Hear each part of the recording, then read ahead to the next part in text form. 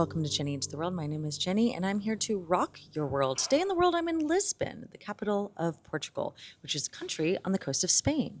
If you don't know where Portugal is, look it up. Look at a map. Maybe get new friends because it's time, my friend, to get out of your bubble. I am in Lisbon for a short 9 hours with a long layover on my way to France. And so today's topic is all about liminal spaces.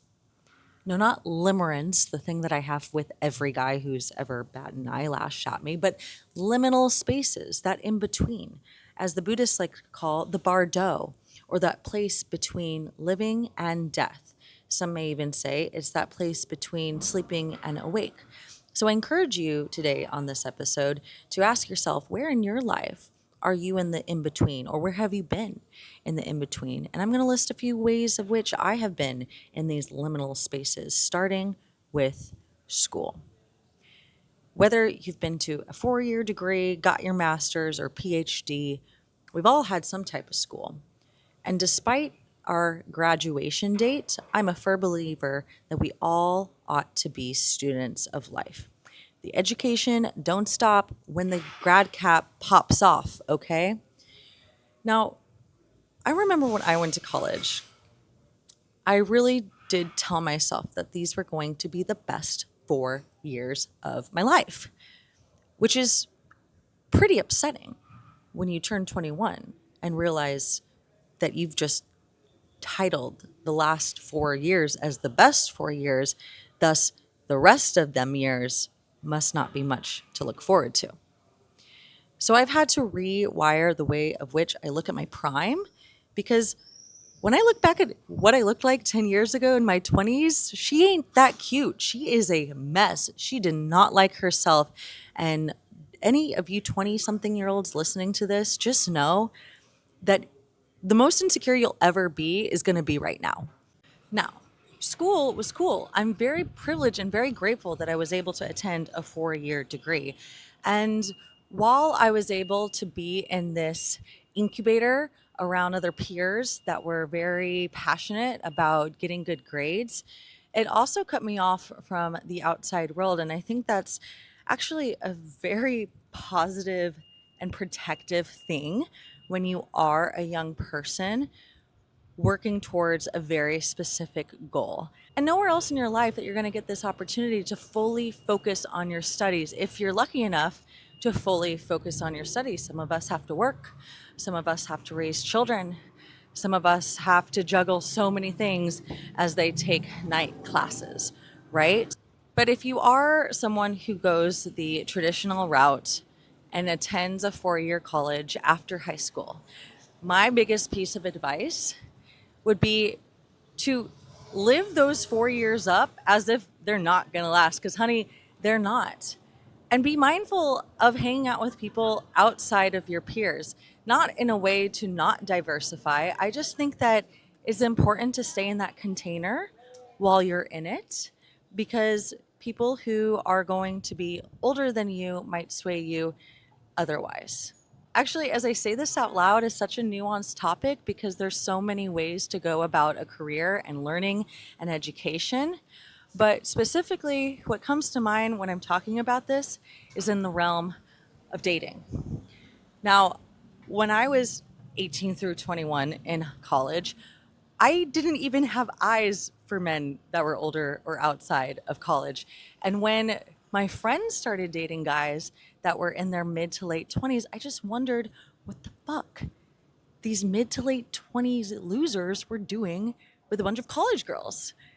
When you're in college, as a college-aged girl, you're inevitably going to go out to the bars, go out to the clubs with your fake ID, and some 25, 28-year-old man is going to try to hit on you. You might think you're super hot because you're getting talked up by a guy with a salary. Listen, honey, if a 28-year-old man needs to be hitting on college-age girls, then he is a loser. Hands down, no excuses. Why the fuck else can't he get a girl his own age? That's just what I want to know. It's not because you're hot. It's not because you still have perky boobs that touch your chin. It's because they know that they can manipulate you, that you're naive, and that when he inevitably leaves you be, he won't feel too bad about it because you're still in college. So, baby girls, protect your heart, but mostly protect your brain. Hang out with the smart kids, and you won't go insane. Liminal space number 3, first dates. There always and only will ever be one first date. It's kind of like when you think about a famous artist and you just think about where they are now, and you need to roll back all of the years and efforts they put in to get to this point of life and think about how they had their first performance, right? Everyone everyone had their first performance. I've been seeing a lot of ads here in Lisbon about Sabrina Carpenter.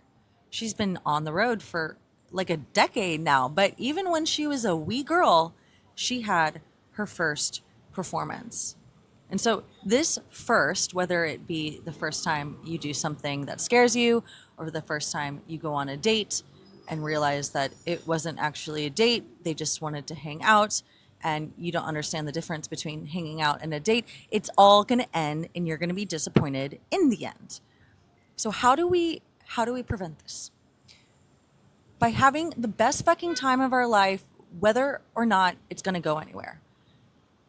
Let's say you have an inkling to play guitar.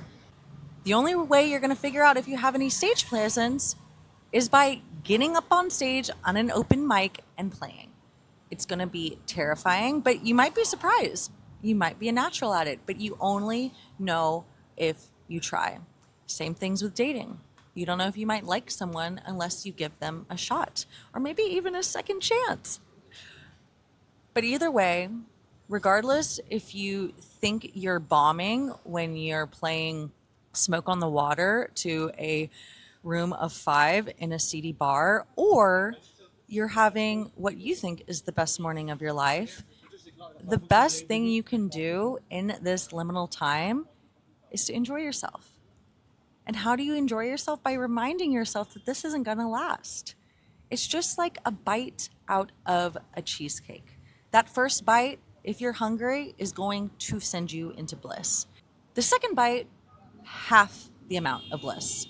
And by the third and the fourth, you don't really even get the same effect anymore. So think about every time you're starting something for the first time, make it as if it is your last.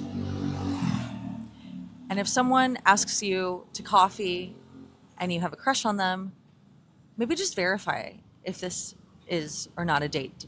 It might save you some headache in the end. The next liminal space is a workout. The first vision board I ever made, I was like 10 or 12 years old, and it was a bunch of cutouts from Swimming World USA or a publication of the sorts. It had a bunch of Olympians, and it had the quote, "Pain is temporary, glory lasts forever." Not quite sure who said it, but that has stuck with me my whole life. Whenever I'm in a rut, whether I'm pushing through an egregious swim workout, training for a marathon, or simply just doing something I don't want to do, I tell myself, pain is temporary, glory lasts forever. So the next time you are in a troublesome conundrum, whether it's something physical or whether it's a menial task, just remind yourself it's not going to last forever.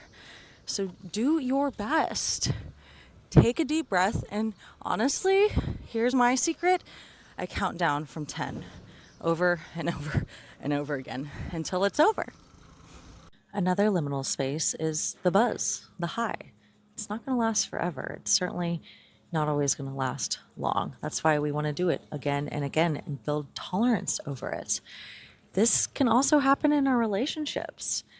I know for me, I can burn fast with some friendships when it comes to people that I feel so infatuated with at first and spend a lot of time with them in a short amount of time at first that we don't really get to see it.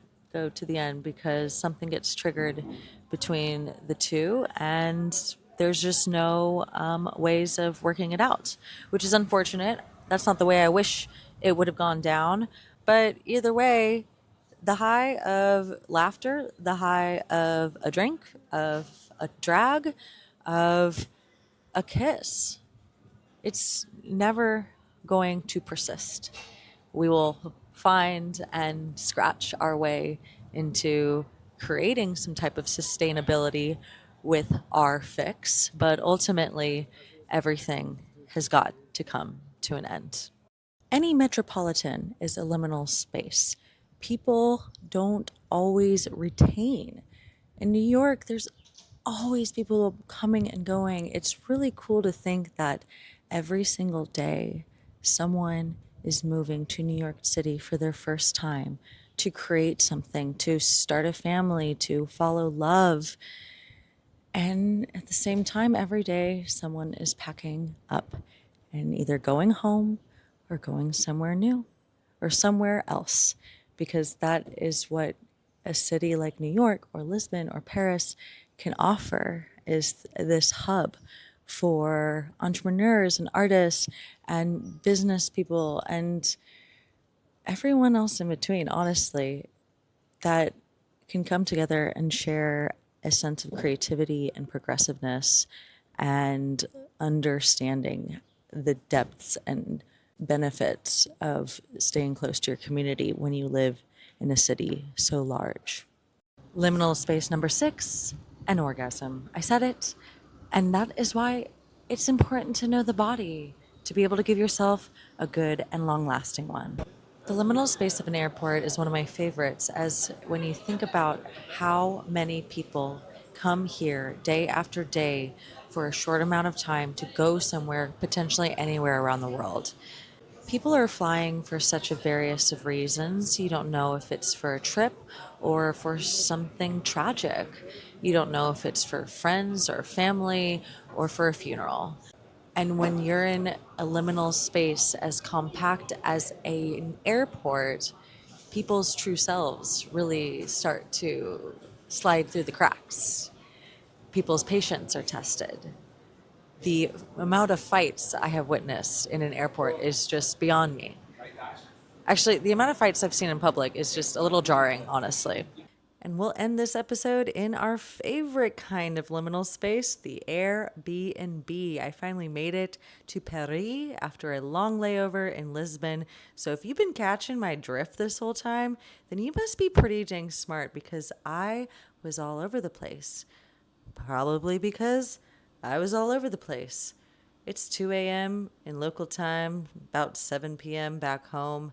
I'm not really sure what day it is, but I do know that I worked really hard to whip this episode out tonight, and I hope you enjoyed something, because whether you are in a liminal space in school right now, in a job contract, or even a situationship you know ain't gonna last, we aren't promised forever. We don't know when it's going to end. So live today like you might not get a second chance. You've been listening to Jenny Eats the World. My name is Jenny. Welcome to Paris, and stay tuned. Can't wait to see you in the next one.